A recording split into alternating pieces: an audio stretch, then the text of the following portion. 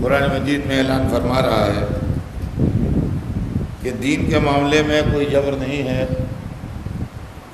دین میں کوئی زبردستی اور زیادتی نہیں ہے۔ قد تبین الرشد من الغی،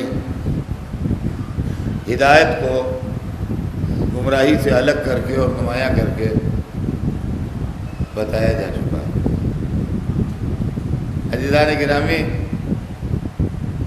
میں نے آپ کی خدمت میں کل ملوکیت والے اسلام اور رسالت والے اسلام کی تصویریں پیش کی تھیں، اور کئی تصویریں پیش کر کے یہ بات سمجھانے کی کوشش کی تھی کہ ملوکیت والا اسلام کیا ہے اور رسالت والا اسلام کیا ہے۔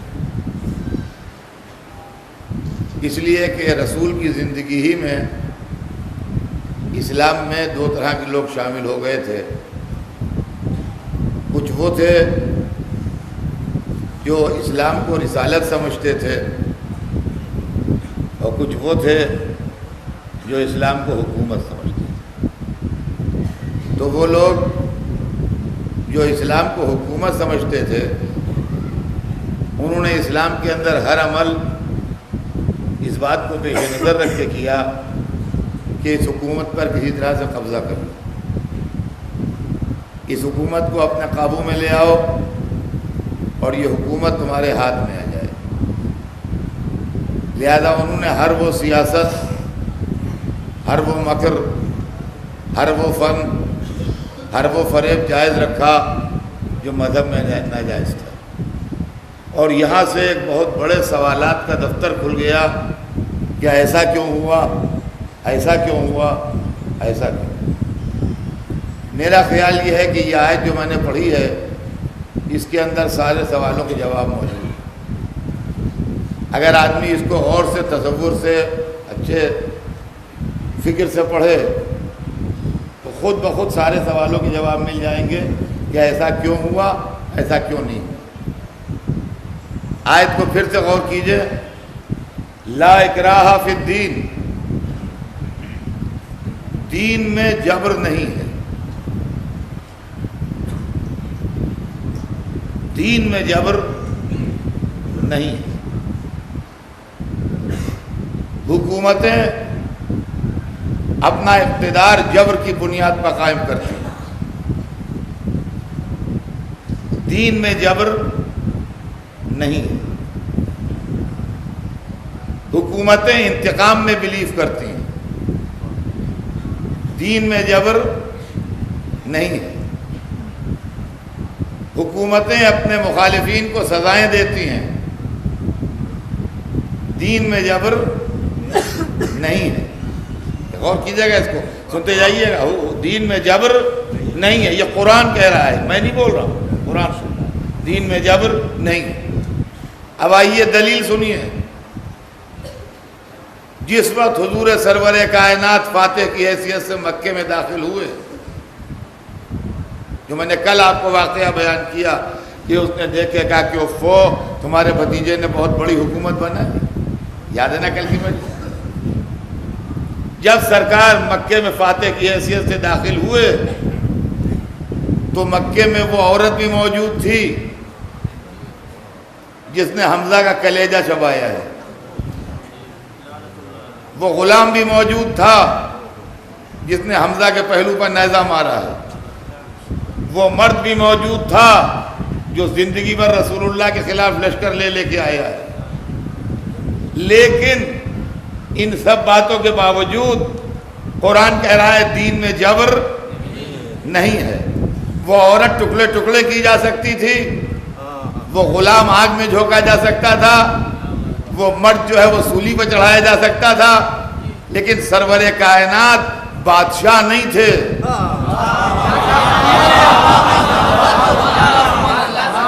وہ رسول تھے۔ تاریخ سے پوچھئے اور پڑھیے تاریخ، جب کوئی فاتح کسی شہر میں داخل ہوتا ہے تو پہلے اس شہر کو خون سے دھوتا ہے، پہلے سروں کے مینار بنتے ہیں، پہلے گھروں میں آگ لگتی ہے، پہلے بچوں اور عورتوں کو ستایا جاتا ہے، قتل عام ہوتا ہے، اور اس کے بعد اس کا پرچم لہراتا ہے۔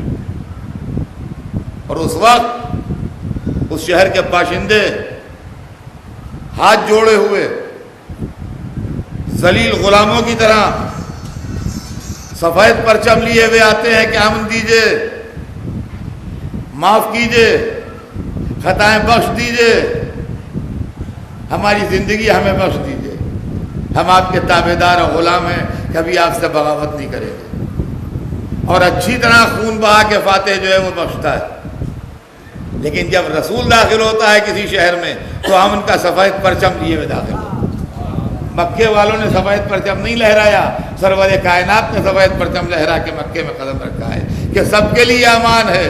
جو اپنے گھر کا دروازہ بند کر کے بیٹھ جائے اس کے لیے امان ہے، جو اسلحہ اتار کے بدن سے نکلے اس کے لیے امان ہے، جو ابو سفیان کے گھر میں چلا جائے اس کے لیے امان ہے۔ سرور کائنات نے مکے میں داخل ہو کے امان کے دروازے کھول دیے، کہا یہ ہے اسلام۔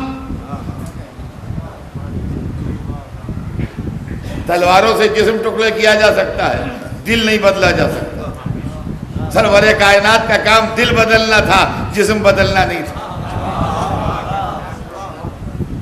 رسول نے جسم نہیں بدلا، دل بدلے۔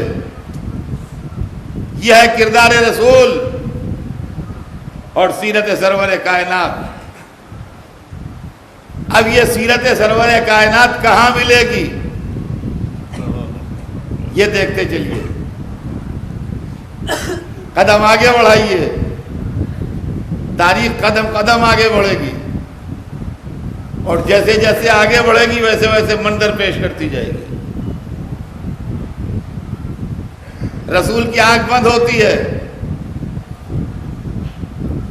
پوچھنے والے پوچھتے ہیں علی شیر خدا تھے، علی نے تلوار کیوں نہیں اٹھائی؟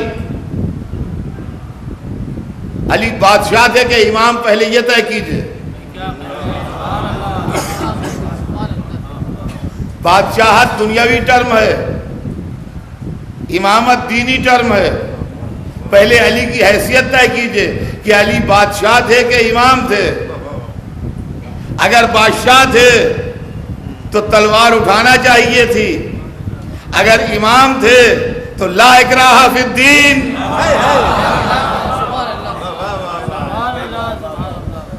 علی تلوار سے کیا منواتے؟ امامت تلوار سے نہیں منوائی جاتی۔ بادشاہ تھے نہیں جو بادشاہت منواتے، بادشاہ تھے نہیں جو بادشاہت منواتے، امامت تلوار سے منوائی نہیں جاتی۔ لہذا خاموش۔ پیغمبروں کو اللہ نے بڑی طاقت دی تھی، کس کی مجال تھی جو ابراہیم کے ہاتھوں میں رسیاں باندھ لے؟ خلیل خدا تھے۔ کس کی مجال تھی جو موسیٰ پر ظلم کر لے؟ کلیم اللہ تھے۔ کس میں دم تھا جو رسول اللہ کو وطن سے نکال دے؟ حبیب رب العالمین تھے۔ لیکن اللہ والے مظلومیت کے ذریعے حجت تمام کرتے ہیں تاکہ دنیا کی سمجھ میں حق و باطل آ جائے۔ قد تبین الرشد من الغی، ہدایت کا راستہ کیا ہے اور گمراہی کا راستہ کیا ہے۔ علی بہت طاقتور تھے، لیکن پھر بھی گلے میں ریسمان ستم آئی۔ ایسے موقع پر لوگوں کو علی کا شیر خدا ہونا یاد آتا ہے۔ یہ کڑی ہوئی روایتیں ہیں، یہ ہم نہیں مانتے۔ بھلا کس کی مجال تھی جو شیر خدا گلے میں رسی ڈال دے؟ بھلا کس کی مجال تھی جو شیر خدا گھر میں رسی ڈال دے؟ ارے شیر خدا تو بات کی بات ہے، پہلے خدا کی بات کیجئے۔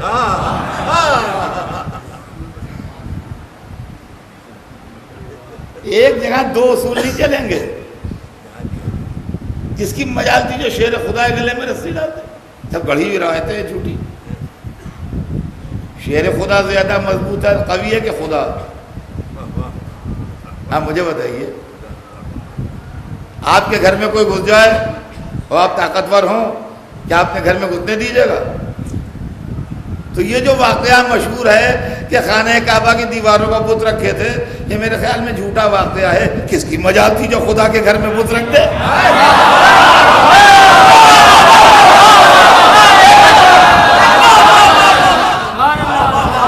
کس کی مجال تھی؟ اللہ اکبر، اس سے بڑھ کے کون؟ نہ کسی رسول کے پاس طاقت ہے اللہ سے زیادہ، نہ کسی امام کے پاس طاقت ہے اللہ سے زیادہ۔ سب سے بڑا طاقتور تو اللہ ہے، اور اس کے گھر میں لات و حبل بیٹھے ہیں۔ اتمام حجت ہو رہا ہے، قد تبین الرشد من الغی۔ کیا کس کی مجال تھی جو علی کے گلے میں رسی باندھ لے؟ کس کی مجال تھی جو علی کے گلے میں رسی باندھ لے؟ شیر خدا تھے جناب۔ اب میں نے کہا اسی لیے تو باندھ لی کہ شیر خدا تھے، اگر خالی شیر ہوتے ہر ایک 30 گز دور ہوتا۔ اگر خالی شیر ہوتے ہر ایک جان بچا کے بھاگتا، مگر جانتا تھا کہ شیر خدا ہیں وہی کریں گے جو اللہ کی مرضی ہے۔